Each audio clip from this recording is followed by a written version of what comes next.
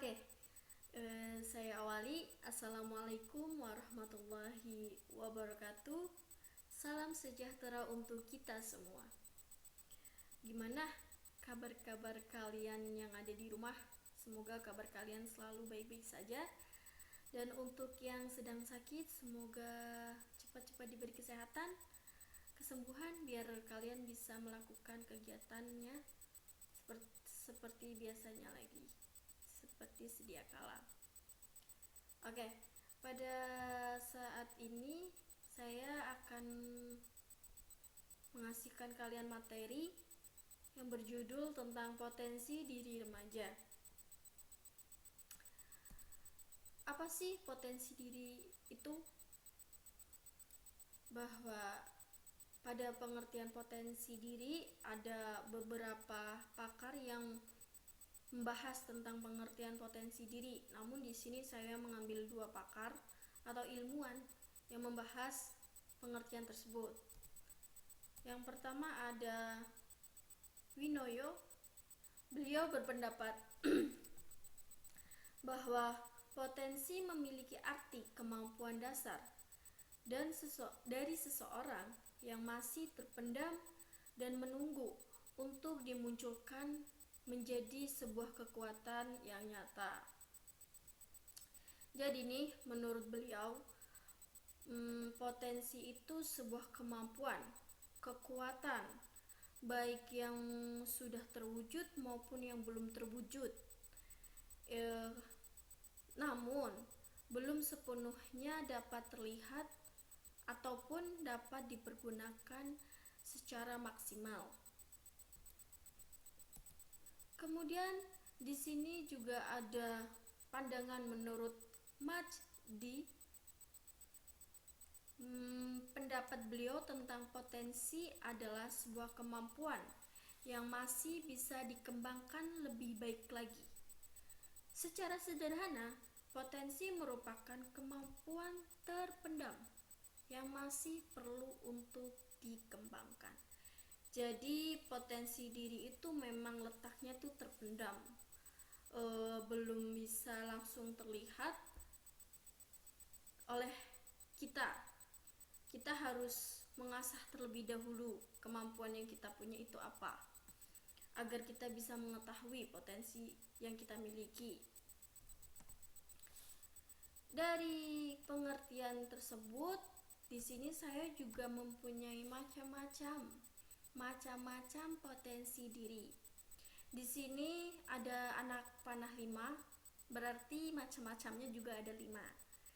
Yang pertama ada potensi fisik. Namanya saja sudah potensi fisik, pasti akan berhubungan dengan fisik. Fisik itu apa? Yang pertama pasti mata, telinga, hidung, dan lain sebagainya. Itu bisa digunakan secara fungsinya, berbarengan dengan fungsinya. Kemudian yang kedua ada potensi mental intelektual. Potensi ini itu biasanya kecerdasan otak yang berada di sebelah kiri. Biasanya orang-orang yang mempunyai potensi mental intelektual itu dia mahir dalam berhitung, mahir dalam menganalisis sesuatu. Kemudian yang ketiga ada potensi sosial emosional. Pada potensi sosial emosional itu sebuah sama seperti potensi mental intelektual, namun letak di otaknya itu tadi yang mental intelektual kan di sebelah kiri. Lah kalau sosial emosional itu terletak di sebelah kanan. Dan biasanya orang-orang yang mempunyai potensi sosial emosional itu orang-orangnya itu lebih bertanggung jawab terhadap sesuatu. Kemudian orangnya itu bisa menahan amarah, tidak emosional, dan memiliki kesadaran diri yang bagus banget. Kemudian yang keempat ada potensi mental spiritual. Potensi mental spiritual itu semacam potensi yang kecerdasan dari dalam dirinya sendiri. Kadang-kadang orang-orang yang mempunyai mental spiritual itu tidak hanya untuk mengakui norma-norma yang sudah berlaku, namun biasanya orang-orang yang mempunyai potensi tersebut itu malahan akan membuat norma yang baru, menemukan norma-norma yang baru. Kemudian yang terakhir ada potensi daya juang. Dari namanya saja udah daya juang, pastinya orang-orang yang mempunyai potensi daya juang itu orang-orang yang gak mudah menyerah dalam sesuatu hal apapun. Pastinya yang dalam pikirannya harus berjuang terus. Kita harus berjuang terlebih dahulu daripada menyerah sebelum berjuang. Seperti itu. Kemudian di sini saya juga ada tips mengenali potensi diri. Buat kalian yang masih bingung nih, potensi yang saya miliki itu apa gitu. Bagaimana sih cara mengenali potensi yang kita punya itu apa? Di sini yang pertama ada kenali diri sendiri.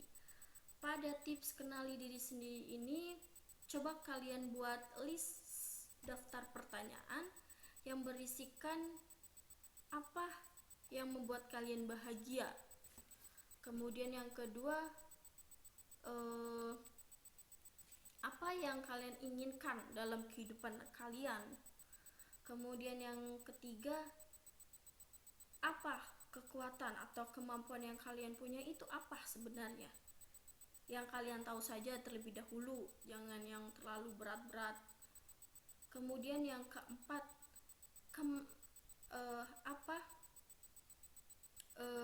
kelemahan apa sih yang kalian punya. Setelah kalian sudah membuat daftar pertanyaan tersebut, kalian coba menjawab pertanyaan-pertanyaan yang kalian buat.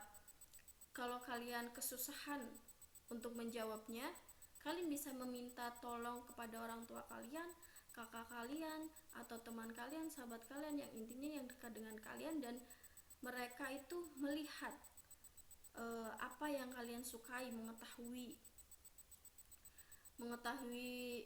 diri kalian, melebihi kalian gitu. Kemudian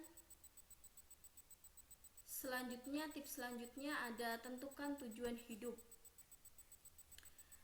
Kalian tentukan tujuan hidup itu kalian apa? Itu untuk jangka pendek maupun jangka panjang.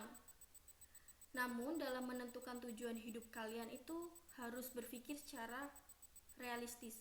Realistis ini di sini itu secara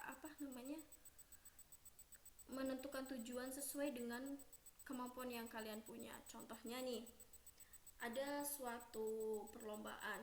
Di situ ada satu perlombaan baca puisi. Terus kalian ikut. Nah, tujuan kalian mengikuti itu pasti ingin menang kan? Namun kalian tidak mempunyai bakat atau kemampuan di bidang puisi. Itu yang namanya menentukan tujuan hidup yang tidak sesuai realistisnya. Kemudian tips selanjutnya ada kenali motivasi hidup. Di sini kalian dituntut untuk mengenali motivasi kalian hidup itu apa. Contohnya motivasi kalian bersekolah di SMK Astrindo, ingin menjadi anak yang berprestasi. Pastian sebelum kalian menjadi anak berprestasi, kalian pasti melakukan hal-hal yang merujuk atau membuat kalian menjadi siswa yang berprestasi di sekolah kalian. Lah, pada saat kalian melakukan beberapa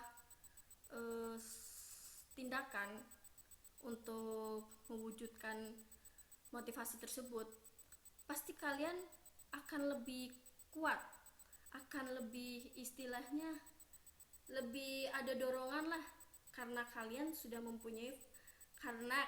mempunyai motivasinya untuk menjadi siswa yang berprestasi di sekolah kalian.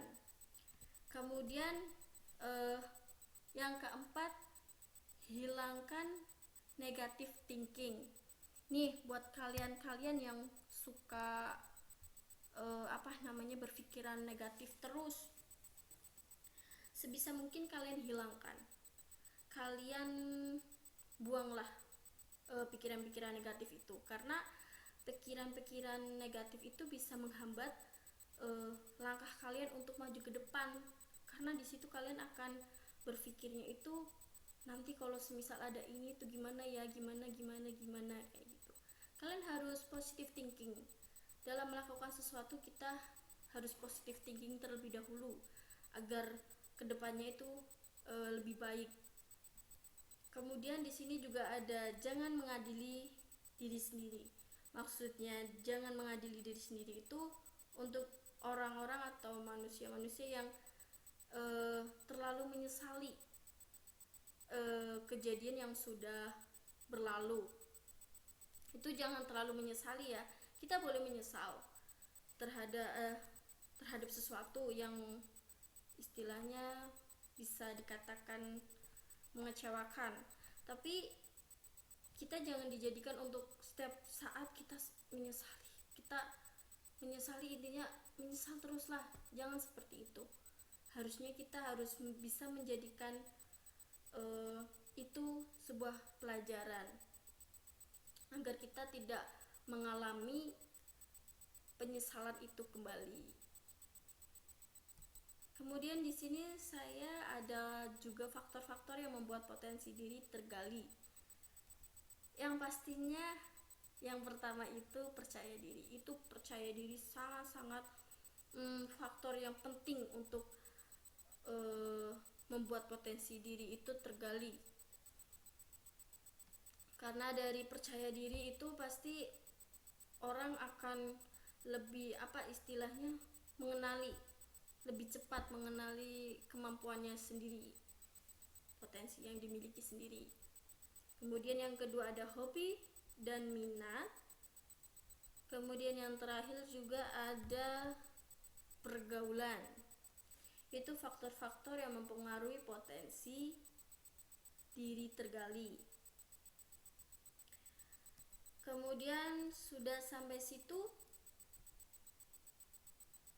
materinya sudah cukup.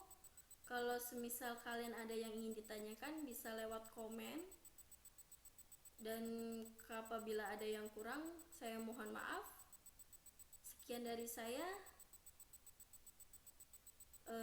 dan kemudian jangan lupa like, subscribe, dan komen video ini. Sekian dari saya. Wabillahi taufiq wal hidayah. Wassalamualaikum warahmatullahi wabarakatuh. Nantikan materi selanjutnya.